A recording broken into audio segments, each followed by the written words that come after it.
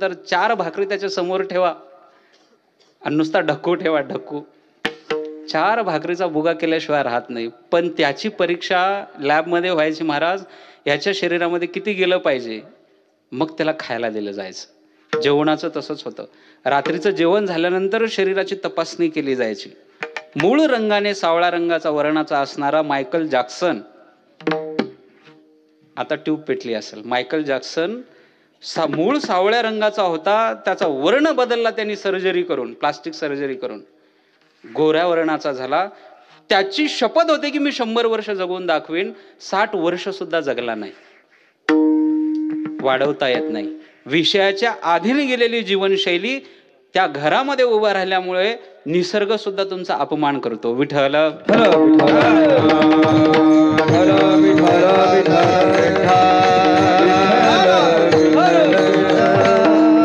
एक गोष्ट आहे का, अशा अनेक गोष्टी सांगता येतील तुम्हाला विषयाच्या दारामध्ये, आणि लोक किती पतित होतात हे काही सांगायला नको. एक स्त्रीची अपेक्षा केल्यामुळे रामायण घडलं, माहिती आहे ना. एका, मला सांगा, रावणाला खरंच तो भोग भोगता आला का? भोगता आला नाही, पण हाती असलेली सत्ता गेली, राज्य गेलं, नवे नवे त्याचं घर बर्बाद झालं. विषयाच्या दारामध्ये उभा राहिल्यामुळे हा परिणाम होतो. विठ्ठल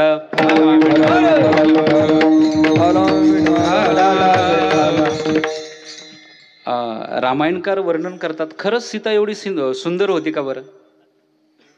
होती. तुम्हाला मान्य आहे, पण रावणाला मान्य नव्हतं. मंदोदरीपेक्षा दिसायला सावळी होती असं वर्णन आहे. मंदोदरी म्हणजे विश्वसुंदरी. आताच्या भाषेमध्ये मिस वर्ल्ड, मिस इंडिया पण नाही, मिस वर्ल्ड या तोडीची असणारी मंदोदरी. रावणाची एक अपेक्षा चुकली, एक मागणी चुकली, आयुष्य बर्बाद झालं. आपण आपला विचार करावा. आपण दररोज कुणाच्या दारामध्ये उभे राहतो. पहा त्या रावण कैसे झाले,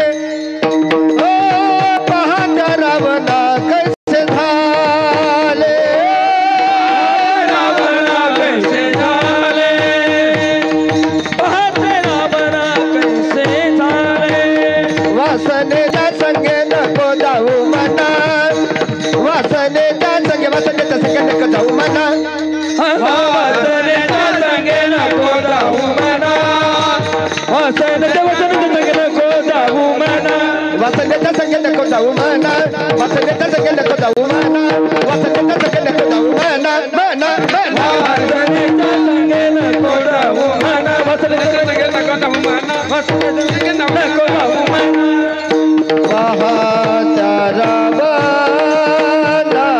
कैसे झाले, पहा त्या रावणा कैसे झाले, पहा पहा पहा त्या रावणा कैसे झाले, कैसे झाले, कैसे झाले, कैसे झाले.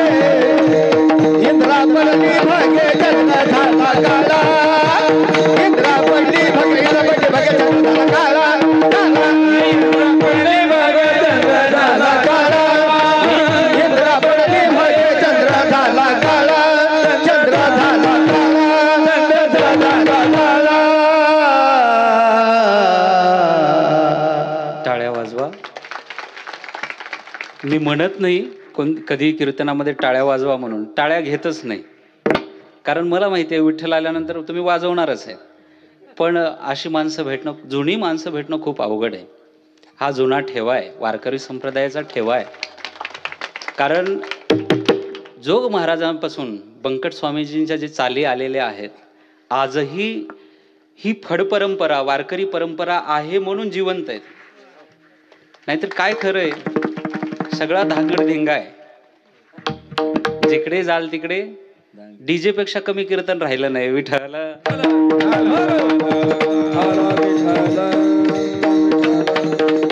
एका चुकीमुळे इंद्राला सुद्धा कलंक लागला, चंद्र सुद्धा काळा पडला.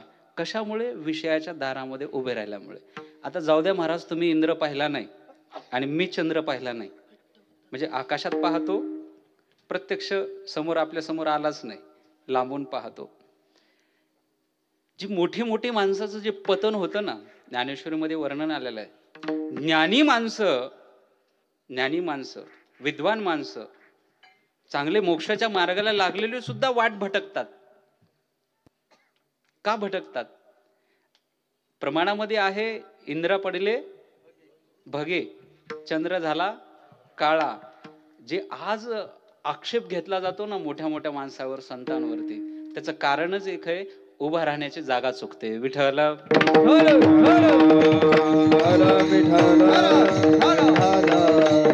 संसारातल्या कोणत्याही दारात जा, अपमान होतो. अपमान तुम्हाला पचवावाच लागतो आणि तो आपल्याला सहन झालेला आहे. मला सांगा, दररोज कीर्तनामध्ये तुम्ही ऐकतात, लाईव्ह धरा, अखंड हरिनाम सप्ताह असेल, असा सोहळा असेल, तर आतापर्यंत किती महाराजांनी सांगितलेलं नाही तुम्हाला की संसार सांगितलंय ना, ऐकलंय पण तुम्ही, संसार चहूकडे इंगळ म्हणजे चटके. दररोज चटके खाण्याची सवय आहे तुम्हाला घरी. नाही बायको भांडली तर तुम्हाला भाकरी गोड लागत नाही, ही अवस्था आहे. तरीही माणसं चटके पचवतात. ह्याला म्हणतात सहन करणं. संसाराच्या दारामध्ये तुम्हाला सहन केल्याशिवाय पर्याय नाही आणि सोडता पण येत नाही महाराज. एकदा अंगीकार केल्यानंतर सोडता येईल का अर्ध्यामध्ये संसार? आयुष्य काढावं लागतं. तुकोबाराय म्हणतात असं नकोय. ते अनुभव मी घेतलेले आहेत, संसाराचे अनुभव आलेले आहेत, समाजाचे अनुभव आलेले आहेत.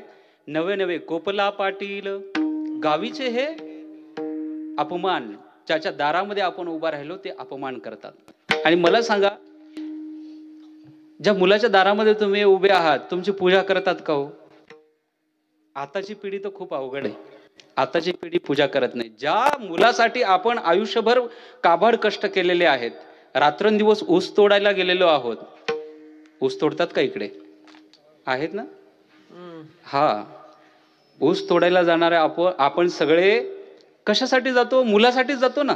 मुलाला एखादी नोकरी लागावी, सगळं काही त्याच्यासाठी सर्वस्व अर्पण करतो. ज्या वेळी आपलं शरीर साथ देत नाही, त्या वेळेला मुलगा आपल्याला सोडून जातो. माझे शब्द नाहीत, माऊली ज्ञानोबरायांचे शब्द आहेत. माऊली म्हणतात, एकदा का म्हातारपण आलं की तुम्हाला तुमच्या दारामध्ये तुमचा मुलगाच उभा राहू देत नाही. यदा कदाचित तुम्ही त्या घरामध्ये पडलेले असाल, आजारी पडलात, एखाद्या कोपरा धरून बसला तुम्ही, तर तुम्ही मरावं म्हणून वाट पाहणारी मंडळी असते.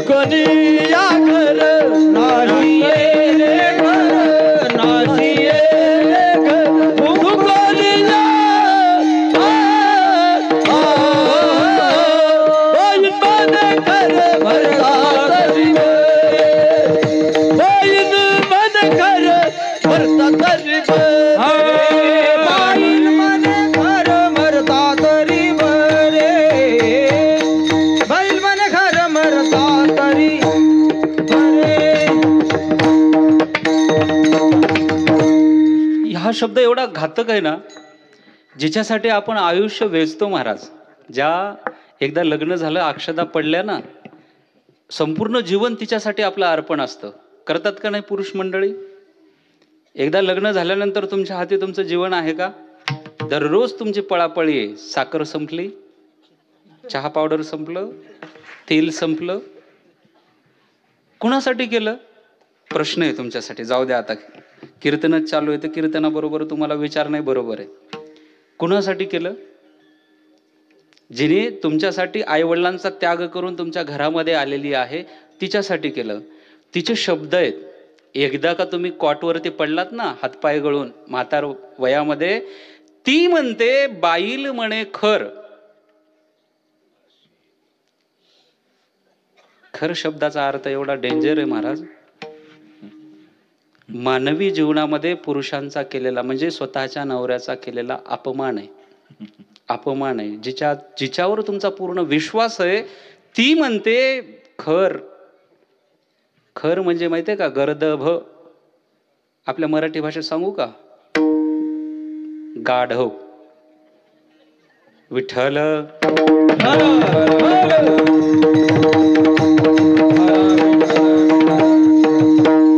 कुणासाठी आयुष्य वेचलेलं आहे? तिच्यासाठी. आणि ती म्हणते बाईल म्हणे खर, मरता तरी बरे. माऊली याच्या पुढे एक पाऊल टाकतात. माऊली म्हणतात घरामध्ये तुम्ही पडलात तर तुमचे नातेवाईक, तुमचे सोयरे तुम्हाला तुमचा कंटाळा आणतात. तुमचा कंटाळा त्यांना येतो.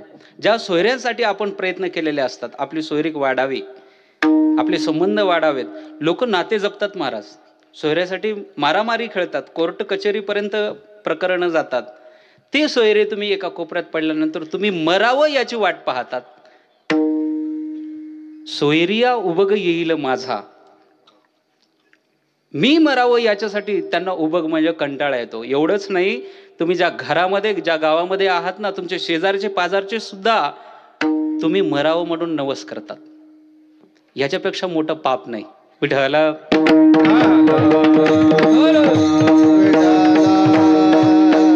आपण मरावं आणि त्याच्यासाठी दुसऱ्याने नवस बोलावा, याच्या पुढे जगून काय फायदा आहे? माणसाने जीवन असं जगावं की चंद्र सूर्य असेपर्यंत संत भगवान बाबा आणि संत वामन भाऊ सारखी कीर्ती राहिली पाहिजे. नाही तर ह्या जगण्याला काय अर्थ आहे का महाराज? माऊली म्हणतात नवसीय होते इतरे, शेजारी पाजारी गावातली माणसं, माझी या निधनी, मी मरावं याच्यासाठी वाट पाहतात. ज्या मुलाच्या दारामध्ये तुम्ही उभे आहात आणि ज्या घरामध्ये तुम्ही आहात ते सुद्धा तुमचा अपमान करतात. स्त्रिया म्हणती विवसी. आता स्त्रियांनी तर फार, विवसी म्हणजे भूत. बाजामध्ये पडलेलं, त्या कॉटमध्ये पडलेलं भूत म्हणतात. आणि लहान लेकरं बेशुद्ध होतात. तुमच्याकडे पाहिल्यानंतर ज्या संसाराच्या दारामध्ये उभे आहात तिथं तुमचा अपमान होतो. खर म्हटलं जातं, तुम्हाला भूत म्हटलं जातं. तुकोबाराय म्हणतात संसार आम्ही जाळला, जाळूनी संसारा बैसलो अंगणी. आणि ते तुकोबाराय म्हणतात ठाकलो से द्वारी उभा याचक भिकारी. तुकोबाराय उभे आहेत, बसले नाहीत. लोक दारामध्ये गेल्यानंतर बसतात, गप्पा मारत, बिडी पीत, सिगरेट ओढत, खर्रा खात. आणि काही ग्रामीण भागामध्ये तर आईसाहेब आम्ही पाहिले, आता मी तर इकडं पाहिले हा, आपल्या महाराष्ट्रामधलं चित्र. जेवढे रिटायर माणसं आहेत ना, आता राहिले नाहीत म्हणा, फेटेवाले खूप कमी झाले. जेवढे रिटायर माणसं आहेत त्यांचा अड्डा म्हणजे मारुतीचं मंदिर. आणि तिथं जाऊन काही हितगुजाच्या गोष्टी होत नाहीत. काडराम्या आणि देसोम्या चाललंय यांचा खेळ. दिवसभर मारुतीच्या मंदिरावर बसलेले असतात, देवाची आराधना करत नाहीत. तुकोबाराय म्हणतात याच्यामध्ये पडून फायदा नाहीये, उभा तत्पर आहे. आणि माऊली ज्ञानोबारायांना विचारलं, तेने मुक्तिचारी साधेला, तेने मुक्तिचारी साधेला, तेने मुक्तिचारी साधेला, माझी द्वारी भाषणा बरी तेने मुक्तिचारी साधिएला, तेने मुक्तिचारी साधिएला. माझी द्वारी भाषणा बरी तेने मुक्तिचारी साधिएला, तेने मुक्तिचारी साधिएला. देवाच्या द्वारामध्ये या चार गोष्टी मिळतात. तेने मुक्तिचारी, चारही मुक्ती त्याच्या अवगत होतात. ते तुकोबाराय देवाच्या दारामध्ये प्रेम मागतात. अभंगाचं दुसरं चरण आहे. मज भीक काही देवा, मज भीक काही देवा, मज भीक काही देवा, मज भीक काही देवा, हे मज भीक काही देवा, मज भीक काही देवा, मज भीक काही देवा, मज भीक काही देवा, मज भीक काही देवा, प्रेमे भातुके पाठवा, मज भीक काही देवा, प्रेमे भातुके पाठवा, प्रेमे भातुके पाठवा, मज भीक काही देवा, मज भीक काही देवा, मज भीक काही देवा, प्रेम भातुके पाठवा, मज भीक काही देवा, प्रेम भातुके पाठवा, प्रेमे मज भीक काही देवा, मज भीक काही देवा,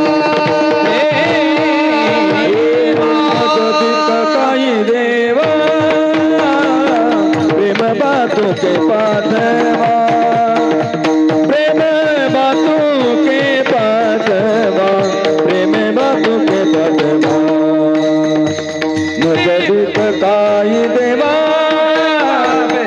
भातुके पाठवा, प्रेम भातुके पाठवा, प्रेम भातुके पाठवा. आपल्याकडे वेळ कमी आहे म्हणून डबल चाल लावू देत नाही, बाकी काही नाही. विठ्ठल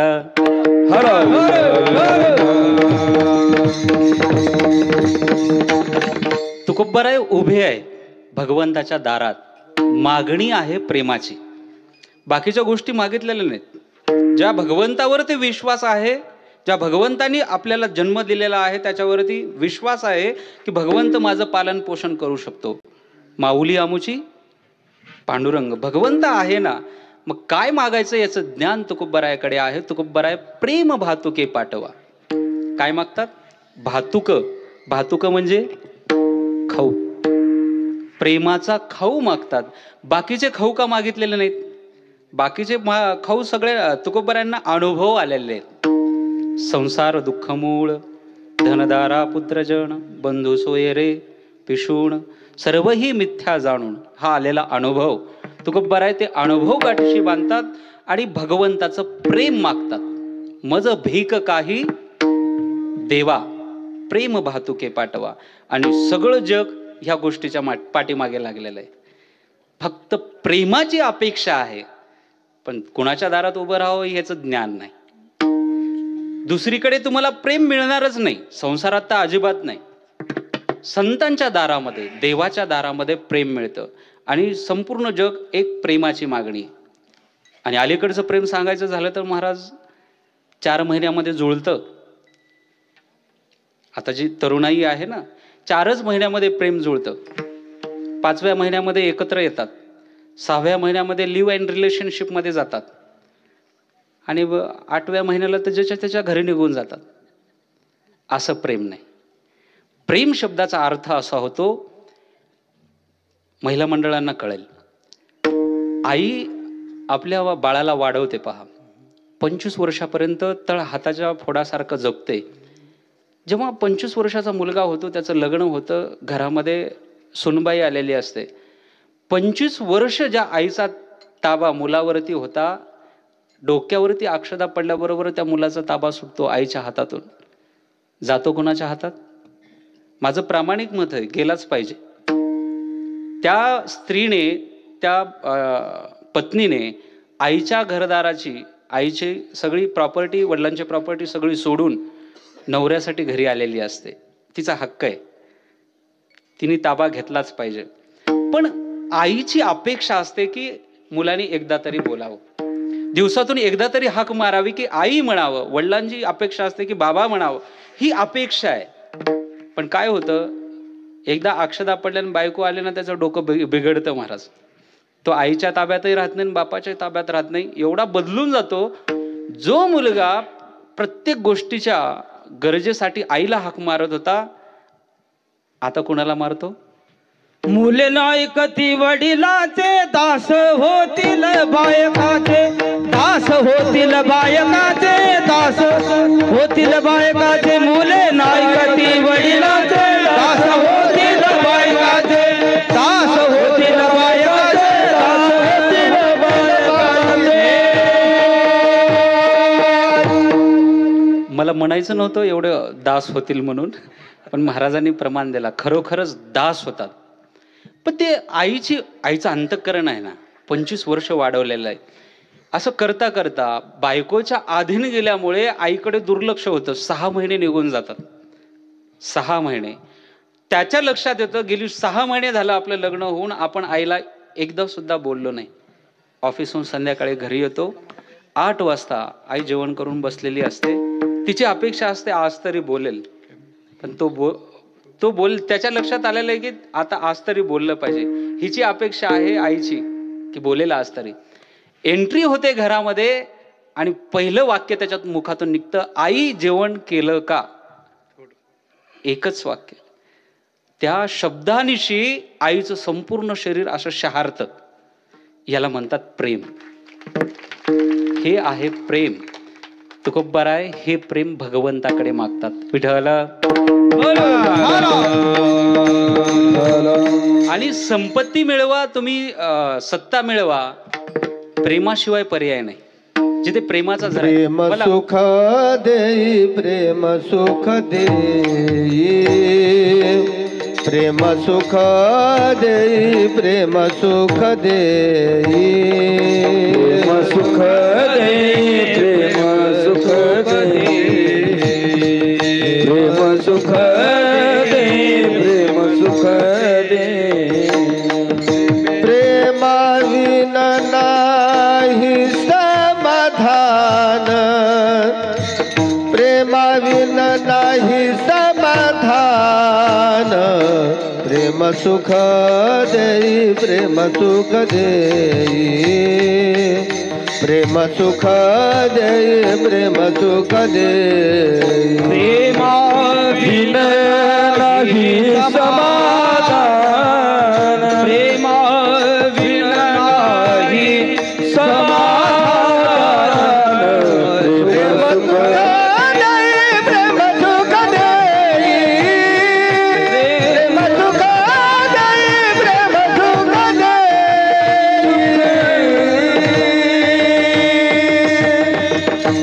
ना सत्तेमध्ये समाधान आहे, ना मानामध्ये समाधान आहे, ना ज्ञानामध्ये समाधान आहे. ज्ञानामध्ये सुद्धा समाधान नाही. जर त्या ज्ञानाला प्रेमाची जोड असेल तर मागणी आहे, भक्ती प्रेमाविण ज्ञान. संतांची मागणी आहे, देवा कोरडं ज्ञान नकोय आम्हाला, भक्ती प्रेमाविण. नाथ महाराज म्हणतात ते जर तसं ज्ञान असेल तर रांडवेनी जेवी शृंगार पै केला. लोक नावं ठेवतात, लोक स्तुती करणार नाहीत. एखाद्या रांडवेनी जर शृंगार केला, रांडवेनी जेवी शृंगार पै केला, प्रेमाविण झाला ज्ञानी तैसा. विठ्ठल समाधान नाही.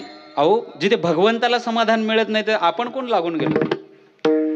भगवंत सुद्धा प्रेमाची मागणी करणारा, भक्तावरती प्रेम करणारा भगवंत, प्रेमळ भक्त सानिध्यामध्ये असावं ही भगवंताची मागणी आहे. इथं तर तुकोबारायची मागणी आहे प्रेमाची, तर भगवंत सुद्धा मागणी करतात. 6व्या अध्यायामध्ये वर्णन आलंय. 6व्या अध्यायामध्ये ज्यावेळेस ज्ञानाचं प्रकरण चालू होतं, अर्जुनाला ज्ञानाविषयी गोडी लागली. भगवंताला असं वाटलं जर हा ज्ञानामध्ये बुडाला तर माझ्याशी प्रेमाचा संवाद करणाराच कोणी शिल्लक राहणार नाही. भगवंताची सुद्धा मागणी असते. आणि आपण एवढे काय म्हणतात त्याला दुर्भाग्यवान आहोत, मंदिरामध्ये जाऊन भगवंताची मागणी करत नाहीत.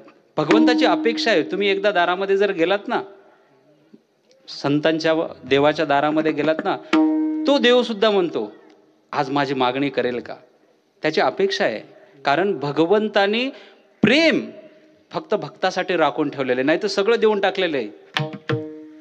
जया सोहम भाव अटक, ज्ञानी लोकांना ज्ञान देऊन टाकलं. मोक्ष सुखा लागोनी रंक, मोक्षासाठी प्रयत्न करायला त्यांना मोक्ष देऊन टाकलं. आणि भगवंत म्हणतात जे प्रेम आहे सब प्रेमिळा लागी देख जतन केले विठ्ठला. माझं प्रेम माझ्या भक्तासाठी जपून ठेवलेलं आहे. देव सुद्धा प्रेमाचा भोकेलेला आहे. तिथे भगवंत देवाकडे असणारं प्रेम मागतात. आणि मला सांगा, शरीर सुद्धा भगवंताने स्वतःकडे ठेवलं नाही, लक्ष्मीला देऊन टाकलं. आपण जिच्या पाठीमागे लागतो त्या लक्ष्मीला स्वतःचं शरीर दिलं, पण अंतःकरण संतांसाठी ठेवलं. मला आज सांगा, संत मीराबाई आईसाहेब यांची जी कीर्ती आहे, संत भगवान बाबांची कीर्ती आहे, वामन भाऊंची जी कीर्ती आहे, याला कारण काय माहिती आहे का? भगवंतानी त्यांच्यावरती केलेला प्रेमाचा वर्षाव. याच्या पलीकडे काही म्हणता येत नाही. एकदा का तुम्हाला त्यांचं प्रेम मिळालं, कीर्तिमुख त्यांचे नारायण. कशामुळे झालं? भगवंताचं प्रेम मिळालं. नाही तुम्हाला देवाच्या दारामध्ये उभं राहता येत. अखंड जया तुझी प्रीती, अखंड दया तुझी प्रीती, अखंड दया तुझी प्रीती, अखंड दया तुझी प्रीती. मदते तयाची संगती, मदते तयाची संगती, मदते तयाची संगती, मदते तयाची संगती. मग मी कमलापती, मग मी कमलापती, मग मी कमलापती, मग मी कमलापती. नानी कंटाळा, नानी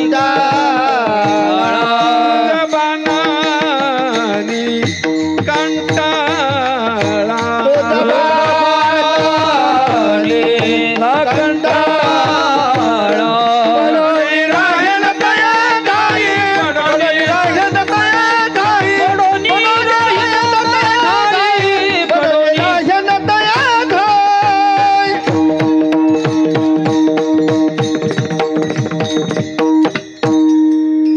अखंड जया तुझी प्रीती. ज्याच्याकडे तुझं प्रेम आहे त्यांचं सानिध्य मिळावं, आईसाहेबांचं सानिध्य मिळावं, भगवान बाबांचं सानिध्य मिळावं. मग तिथं प्रेम मिळाल्याशिवाय राहत नाही. आणि एकदा संतांचं प्रेम मिळालं ना महाराज, राहिल्या त्या कीर्ती. मला सांगा, प्रेम एकदा भगवंताचं तुमच्यावरती बसलं ना, भगवंत धावून येतात. तुळशी उगवल्या रक्त, माणसं आली होती का धावून? सांगा ना. माणसं दगा देतात, अपमान करतात. धावून आले देव, दिले अभय तेथे. याचं नाव प्रेम आहे विठ्ठला.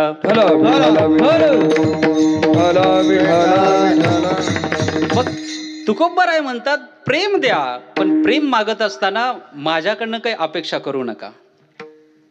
याचकाचा भार घेऊ नये म्हणतात लोक. उलट आपण उलट चालतो. जर तुमच्या दारामध्ये याचक आला तर लोक त्याच्याकडे पाहिल्यानंतर चेहरा बदलतात. सकाळी सकाळी आला बा मागायला. तुकोबारांची भावना आहे, याचकाचा भार. मी याचक आहे देवा, माझा तुम्ही भार घेऊ नका, घेऊ नये भार. मग तुम्हाला वाटत असेल देवा की माझ्याकडनं काहीतरी घेऊन प्रेम द्यावं, तर याची सुद्धा अपेक्षा करू नका. शेवटच्या चरणात सांगतात, कामने दाना तू कामने दान, तू कामने दाना, तू कामने दान, तू कामने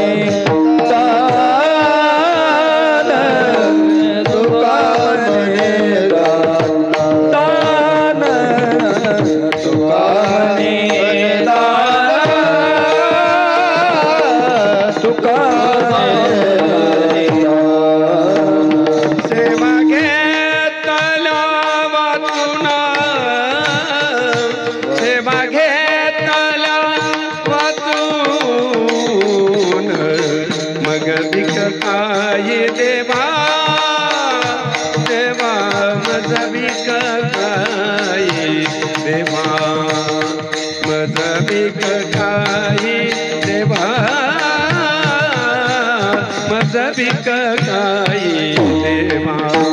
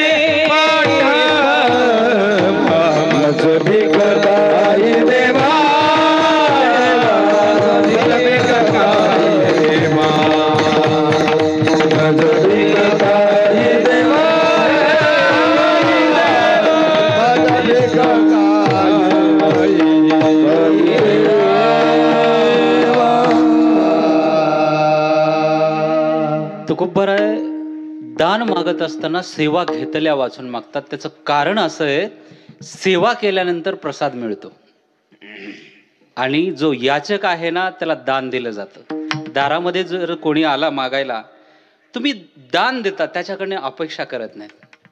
कुठला आहे, कोणत्या गावचा आहे, कोणत्या शहरातला आहे हे पाहिलं जात नाही. एक हाक मारल्याबरोबर तुम्ही शेरभर धान्य घेऊन येता आणि त्याच्या झोळीमध्ये रिचवून देता. परत त्याचा विचार येत नाही तुमच्या मनामध्ये. त्याचं नाव दान. तुका माने दान. सेवा घेतल्या वाचून. देता येत असलं तर देवा दान द्या, माझ्याकडनं सेवा होणार नाही. काय पाहिजे? काही भातुके पाठवा, प्रेम भातुके पाठवा. तुकोबरायांनी प्रेमाचं मागणं मागितलेलं आणि आपण सुद्धा आपल्या जीवनामध्ये भगवंताकडे प्रेमाच्या व्यतिरिक्त अतिरिक्त काहीही मागू नये. जे तुम्ही मागाल सगळं नश्वर आहे. भगवंताचं प्रेम मिळाल्यानंतर भाऊबाबांसारखं, संत मीराबाई आईसाहेबांसारखी कीर्ती या जगामध्ये राहते. कारण त्याची जबाबदारी भगवंत घेतात. आपणही सुद्धा भगवंताच्या दारामध्ये प्रेम मागावं एवढं बोलतो आणि माझ्या सेवेला इथं थांबवतो. या ठिकाणी बोलवल्याबद्दल हरिभक्तीपरायण आईसाहेब, राधाताई आईसाहेब यांचे या ठिकाणी आभार मानतो आणि सगळ्या या ठिकाणी जमलेल्या समस्त महाराज मंडळींचे एकदा आभार मानतो. आमची भगवानगडाची सेवेकरी मंडळी या ठिकाणी उपस्थित आहे. पाहिल्यानंतर आनंद वाटला. तसं तर मूड नव्हता माझा आज कीर्तनाचा, आता मी बोलणार नाही, पण कसं तरी माऊली ज्ञानोबरायांनी सेवा करून घेतलेली आहे आणि आल्याबरोबर ताईंची भेट झाल्याबरोबर थोडी चेतना मिळाली आणि मी ही सेवा केली. म्हणून झालेली सेवा भगवान श्री माऊली ज्ञानोबराय, जगद्गुरु तुकोबराय, श्री गुरु डॉक्टर न्यायाचार्य नामदेवजी महाराज शास्त्रीजी, मी गुरूंचं नाव कधीच घेत नाही पण आज आवर्जून घेतोय, डॉक्टर न्यायाचार्य शास्त्रीजी बाबांच्या हाताखाली आम्हाला शिकता आलं, हे आमचं भाग्य आहे. त्यांच्या चरणावरती ही सेवा अर्पण करतो आणि सेवेला पूर्ण विराम. विठोबा रखुमाई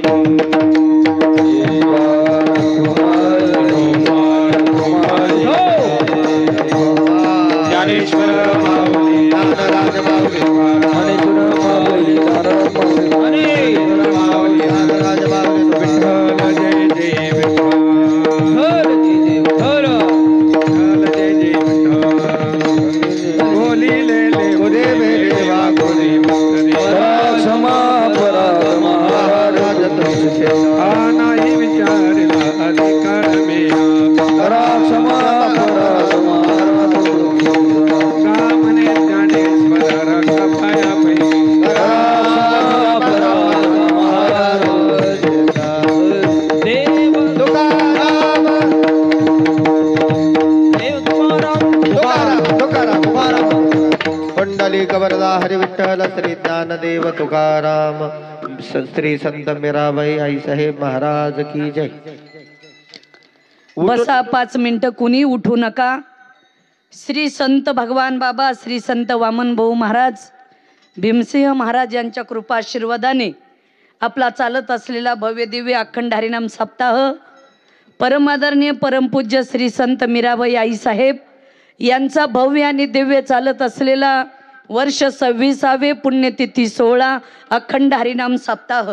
आजच्या 5व्या दिवसाचं कीर्तन पुष्प आमचे बंधू श्री हरिभक्त पारायण कृष्णा महाराज शास्त्री निरंजन संस्थान एकनाथ वाडी यांनी फार गोड सेवा केली. त्याबद्दल एकदा जोरात टाळ्या वाजवा. आमच्या कृष्णा महाराज हे तसे तेलंगणामधले, तेलंगणा त्यांचं गाव आहे तेलंगणामध्ये, आणि तिकडं मी सुद्धा तेलंगणामध्ये कीर्तनाला गेले होते महाराजांच्या कडे. आता श्री क्षेत्र आपल्या भगवानगडावर शास्त्रीजींच्या हाताखाली महाराजांचं शिक्षण झालं आणि ज्ञानेश्वरीचे गाडे अभ्यासक म्हणून ते कीर्तनकार आहेत. खरं म्हणजे भगवानगड एक असं एवढं मोठं विद्यापीठ आहे की त्याच्यामधून हजारो विद्यार्थी शिकून महाराष्ट्रभर भागवत धर्माचा प्रचार आणि प्रसार हे भगवान बाबाच्या काळापासूनच करणं चालू आहे आणि आज ही सर्व मंडळी तेच आशीर्वाद आहेत. तेव्हा कृष्णा महाराजांना मी म्हटलं यावर्षी कार्यक्रमाला या. खरं ही युवा पिढी आहे, तरुण पिढी आहे. आता बऱ्याच लोकांना कधी कधी हसवायला असं वाटतं, हसवणारे कीर्तन, पण आज कधी कधी सगळेच टेस्ट लागते बरं का जीवनामध्ये. आता रोजची भाजी खाल्ली तरी पुरुष माणसं पत्नीला म्हणतात नाही आज जरा धपाटे करा, कधी शेंगुळे करा, आहे की नाही, वेगवेगळी टेस्ट. मसाल्याची भाजी, उंबराची भाजी, कधी कधी वेगळं वेगळं लागतं ना. तसं आजचं जेवण खऱ्या अर्थाने हे दमदार आणि पुरणपोळीचं जेवण होतं बरं का. फार ज्ञान आपल्याला ऐकायला मिळालं, ज्ञानेश्वरीच्या ओव्या मिळाल्या. म्हणून आपण आदरणीय कृष्णानंद महाराज यांना या संस्थांकडून मनापासून कोटी कोटी धन्यवाद देऊ. आज या ठिकाणी आजचे जे यजमान आहेत बबनराव जायभाये यांनी महाराजांचं स्वागत करावं. उठा. तसेच आमचे आदरणीय श्री हरिभक्त परायण रामकृष्ण बापू रंधवे ज्यांनी श्री संत मीराबाई आईसाहेब म्हणजे आईसाहेबापासून ते मी गादीवर बसल्यापर्यंत ज्यांनी आमच्याबरोबर जिव्हाळ्याचे प्रेम आणि कायम आम्हाला पाठिंबा दिलेले असे रंधवे बापू, त्यांची सुद्धा उपस्थिती आज आपल्याला लाभलेली. बापूसुद्धा महाराष्ट्रभर कीर्तन करतात, त्यांनाही वेळ नसतो, पण आज मी म्हटलं बापू वेळेत वेळ काढून जा. बबनराव या, तेच बापूचंही स्वागत करतील. या नाही करू दे, शाल द्या, शाल द्या, पुरा शाल.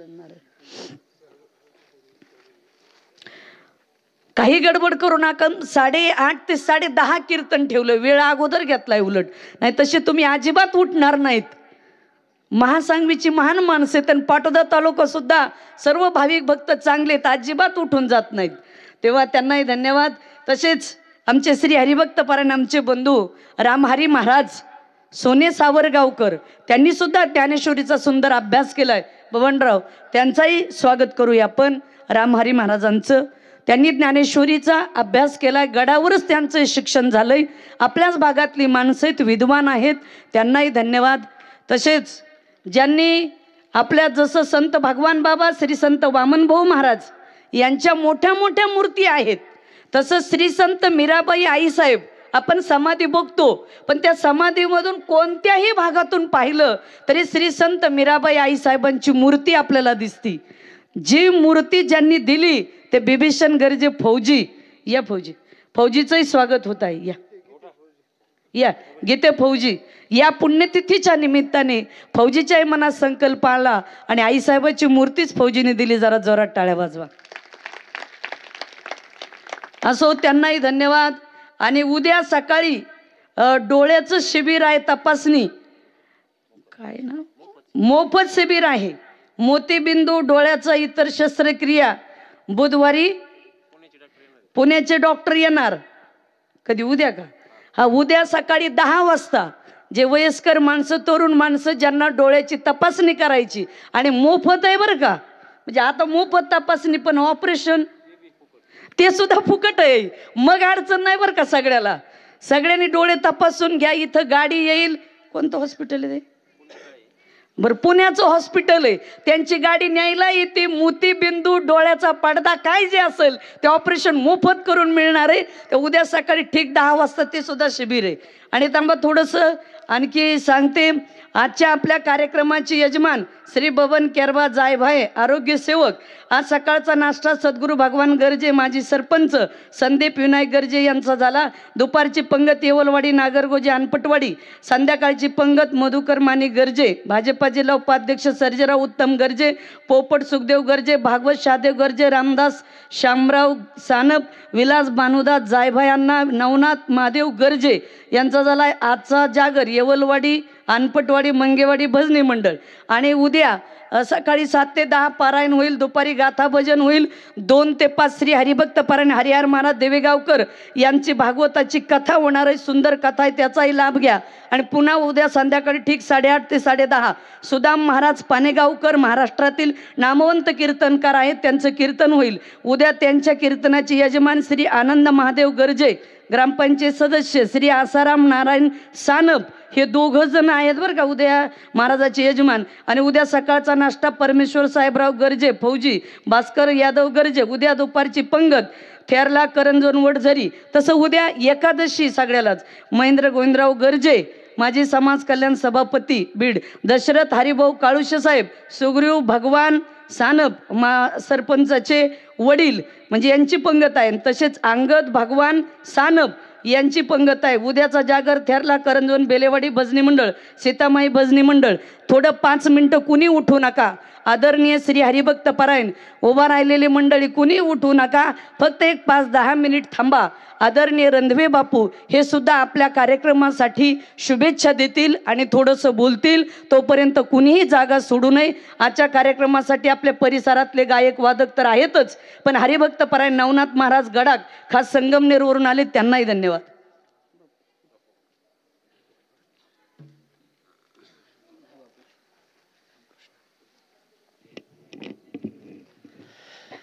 मस्तक हे पायावरी या वारकरी संतांच्या.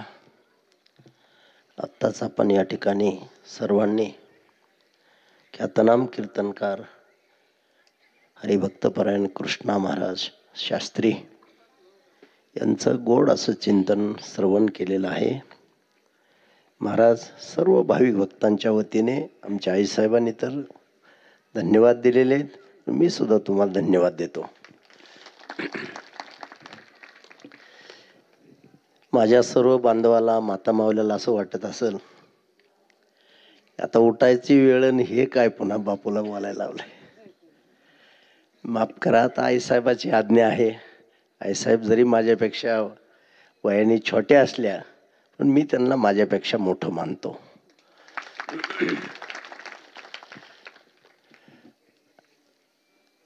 या ठिकाणी गेल्या अनेक वर्षापासून म्हणजे 24 वर्ष पूर्ण झालं. 2 तप 26 वर्ष म्हणजे 2 तप होऊन 2 वर्ष झाले. पण मला या ठिकाणी आल्यानंतर महासांगवी ग्रामस्थांचं विशेष कौतुक करावं वाटतं की एकही वर्ष असा छोटा सप्ताह झाला नाही. आईसाहेब, पहिल्यांदा मी महासांगवीकर ग्रामस्थांना, माझ्या माता मावल्यांना कोटी कोटी धन्यवाद देतो. अरे परमार्थ करावा तर असा वैभवतच करावा. आणि कुठलीही उणीव या ठिकाणी कधीच दिसत नाही. भारदस्त मंडप आहे, उत्कृष्ट साऊंड सिस्टीम आहे, श्रोत्यांची संख्या भरपूर आहे. विशेष माझ्या माता भगिनी मोठ्या संख्येने या ठिकाणी असतात. ऐसा विशेष प्रेम आमच्या माता मावल्यांचं तुमच्यावर आहे. पाटोद्यातल्या माता मावल्या सुद्धा या ठिकाणी आल्यात. आमच्या बहीणबाई सुद्धा या ठिकाणी दिसल्या. आनंद वाटला. असो, मग आईसाहेब छत्रपती शिवरायांच्या जयंती उत्सवानिमित्त पाटोद्यामध्ये आल्या होत्या आणि माझ्याकडे दुकानामध्ये मी बोलावलं त्यांना. बेद्रे पत्रकार स्वामी होते, शिवाजीराव होते. आणि आईसाहेबांनी तिथं आल्यानंतर सांगितलं, म्हणले बापू भेट द्या. योगायोगाने माझं आज कीर्तन बंद होतं नव्हतं. आरामासाठी मी आज विश्रांती घेतली होती. रात्री मी राहुरीला होतो, कालच्या रात्री मी संभाजीनगरला होतो, परवाच्या दिवशी पैठणला होतो, उद्या केज तालुक्यामध्ये लहुरीला आहे. मी दररोज कार्यक्रमालाच असतो. पण आज कुठंतरी माझंच भाग्य आईसाहेब, तुमचं आणि माझ्या बांधवाचं, मला माता मावल्याचं या ठिकाणी दर्शन झालेलं आहे. एपा बांधवांनो, माता मावल्यांनो, हा पुण्यतिथीचा सोहळा आहे एका साध्वीच्या. हा सोहळा आपण जरी नाही केला, या महात्म्यांचं काही बिघडत नसतं. पुण्यतिथी ही संतांची होत असते, जयंती ही भगवंताची होत असते. तुम्ही जयंती बी नाही केली, पुण्यतिथी बी नाही केली, त्यांचं काय बिघडत नाही. मग हे का करायचं? आपलं बिघडू नाही म्हणून हे करायचं. हे आपल्यासाठी करायचंय. आपण यांच्यावर उपकार करत नाहीत, लक्षात ठेवा. आपलं कल्याण व्हावं, सदानंदी आपल्या जीवनामध्ये जीवन जगता यावं. बांधवांनो, प्रपंच नेटाने केला तर परिस्थिती ठीक होत असते, आणि परमार्थ जर निष्ठेने केला तर मनस्थिती ठीक होत असते. नुसती परिस्थिती ठीक करण्याला किंमत नाहीये. तुम्ही किती श्रीमंत आहेत यापेक्षा किती चांगलेत याला महत्व आहे. तुमचा चांगुलपणा तुम्हाला समाधान देत असतो, आनंद देत असतो. मग धनाने परिस्थिती ठीक होईल, पण खरं ज्ञान झालं तर मनस्थिती ठीक होईल. धन प्राप्त केलं तर संपन्नता आहे, पण कथा कीर्तन ऐकलं खरं ज्ञान झालं तर जीवनात प्रसन्नता आहे. प्रसन्नतेला किंमत आहे. मग तुमच्या जीवनात प्रसन्नता प्राप्त व्हावी आणि म्हणून या संत महात्म्यांच्या, या साध्वींच्या पुण्यस्मरणाच्या निमित्ताने आमच्या आईसाहेब तुम्हा सर्वांना सोबत घेऊन तुम्हाला जागा करण्याचं काम करतायत. आईसाहेब म्हणजे साध्या नाहीत, चौतुंडी. मूर्ती लहान आहे, पण महिला कीर्तनकारामध्ये आमच्या राधाताई महाराज उर्फ आईसाहेब महाराष्ट्रात मी फर्स्ट मानतो. इतकं डेअरिंग. कुळी कन्या पुत्र होती जी सात्विकन तयाचा हरिक वाटे देवा, देवाला आनंद वाटावा असं त्यांचं कार्य आहे. पण मी सुद्धा त्यांच्यावर खूप संतुष्ट असतो. का? तुम्हाला या परिसराला नव्हे, महाराष्ट्रात कान्याकोपऱ्यात जाऊन लोकांना जागा करण्याचं काम करतात. ही जागृती फार महत्वाची. आज 50% माणसं नव्हे 12 माणसं झोपलेली आहेत. कसली झोप? स्वतःला विसरणं म्हणजे झोपी जाणं, कर्तव्याला विसरणं झोपी जाणं, मरणाला विसरणं झोपी जाणं, देवाला विसरणं झोपी जाणं, या शरीराला मी म्हणणं झोपी जाणं, दिसतंय हे खरं वाटणं हे झोपी जाणं, आणि जे खरं आहे जो भगवान परमात्मा सत्य आहे त्याचा तपास नसणं हे झोपी जाणं. आणि या झोपेतून जाग करण्याचं काम आमच्या आईसाहेब या ठिकाणी करतायत. म्हणून आईसाहेब तुम्हाला कोटी कोटी धन्यवाद. हो, भारदस्तपणा आहे तुमच्या वाणीमध्ये, लेचेपेचेपणा नाही. तुम्हाला खरं सांगू का, आई साहेबाकडे संत मीराबाई महाराज यांच्याकडे जी ऊर्जा होती, जी शक्ती होती, मी नक्की असं म्हणाल ती ऊर्जा पूर्ण राधाताईकडे आलेली. आई साहेबांचं जे सामर्थ्य होतं मीराबाई महाराजांचं, आज तुम्ही सगळं गाव नाही सगळा परिसर आमच्यासारख्या सहित सगळे आपण नतमस्तक होतो. आणि तितकी शक्ती, त्यांची ऊर्जा, त्यांची ताकद आपल्या आईसाहेबाकडे आलेली आहे. लोक कुणाचं ऐकायला मोकळे नसतात, ध्यानात ठेवा. एक ऊर्जा असते आतून, ह्या भूमीची ऊर्जा आहे, त्या मातोश्रीची ऊर्जा आहे. आणि ही ऊर्जा तुम्हाला सुद्धा जागृती देणार आहे, तुमच्या जीवनात संसारात राहून तुम्हाला समाधान प्राप्त करून देणार आहे. फक्त त्यांच्या विचारावर निष्ठा ठेवा, त्यांच्यावर श्रद्धा ठेवा, निष्ठेने इथं नतमस्तक व्हा. मातोश्री मीराबाई महाराजांच्या समाधीवर तर नतमस्तक व्हा, पण आईसाहेबांचं सुद्धा तुम्ही ऐका. तुमचं जीवनाचं सोनं झाल्याशिवाय राहणार नाही. एवढं बोलतो आणि तुम्हा सर्वांना वंदन करून थांबतो.